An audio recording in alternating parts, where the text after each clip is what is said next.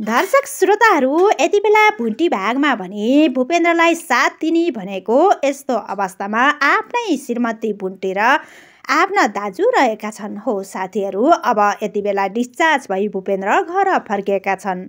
साथीहरू, यस्तो अवस्थामा अब भूपेन्द्रकै भाउजूले भने दाजुभाइको नातालाई आजै त्याग्नुपर्छ, तोड्नुपर्छ, होइन भने तिम्रो र मेरो नाता सम्बन्ध सबै तोडिन्छ, दुईमा एक आज तिमीले रोज्नुपर्छ भनेर यस्तो बाध्यतामा पारेकी थिइन्। हो साथीहरू, यता भूपेन्द्रका दाजुले भने तिमीले अहिले मेरो भाइ यस्तो अवस्थामा गुज्रिरहेको छ कि यस्तो अवस्थामा तिमीले यसो गर्न पाउने छैनौ, तिमीले मलाई यस्तो अवस्थामा साथ दिनेछौ र यो अवस्थामा मैले भाइलाई घर ल्याएर भाइ निको भएपछि भने अब दाजुभाइको सम्बन्धलाई त्याग्नेछु अनि हाम्रो सम्बन्धलाई जे गर्छु जसो गर्छु हाम्रै परिवारको लागि खुसीको लागि बाँचौँला भनेर जसो तसो सम्झाएर यति बेला भूपेन्द्र हस्पिटल गएका हुन्छन्। हो साथीहरू, अब भुन्टीले पनि आफ्नो साथमा पैसा नभएपछि यता जेठाजुलाई यानि कि जेठानी दिदीलाई फोन गर्न बाध्य हुन्छन् र सबै यथार्थ सुनाएपछि अब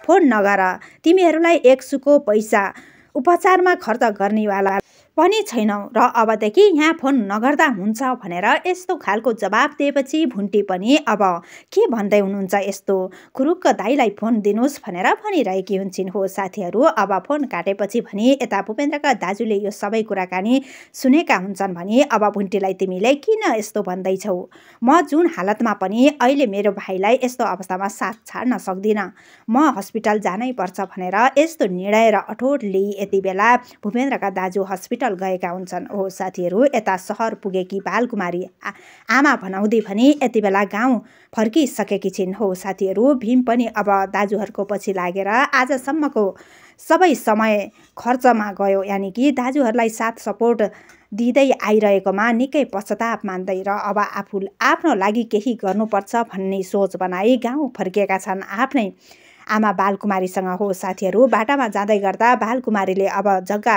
बेच्ने कुरा सुनाएपछि भीम भने निकै रिसाएका छन्। हो साथीहरू, अब जग्गा बेचेर बहिनीको विवाह गरिदिने कुरा भने यता भीमलाई पनि चित्त बुझेको छैन। यता घर जाने बित्तिकै बालकुमारीले पनि अब सबै आफ्नो श्रीमानलाई कुरा गरेकी हुन्छन् भने चाँडोभन्दा चाँडो जग्गा बेचेर छोरीको विवाह गरिदिने सोच बनाएकी बालकुमारी अब आफ्नो श्रीमानलाई जग्गा बेच्नका लागि मनाउँदै हुन्छन्। हो साथीहरू, यस्तो कुरा भने अब स्वयं आफूले निर्णय लिन नसक्ने, यानि कि अब यो कुरामा सबै छोराहरूको साथ र सपोर्ट चाहिन्छ, सल्लाह गर्नुपर्छ, होइन भने मैले यस्तो कदम चाल्न सक्दिनँ भनेर यति बेला भूपेन्द्रका बुवाले यानि कि भुन्टीका ससुरा बुवाले भनिसकेका छन्। साथीहरू, यस्तो कुरा गरेपछि यता छोरी भने अब बुवाले मान्नु भएन भने मेरो के हुन्छ, अब विवाह भएन भने मैले के गर्ने भनेर तनावमा छिन्। यता दाजु हस्पिटलको बेडमा हिन्डुल गर्न र बोलचाल गर्न नसक्ने अवस्थासम्म गुज्रिरहँदा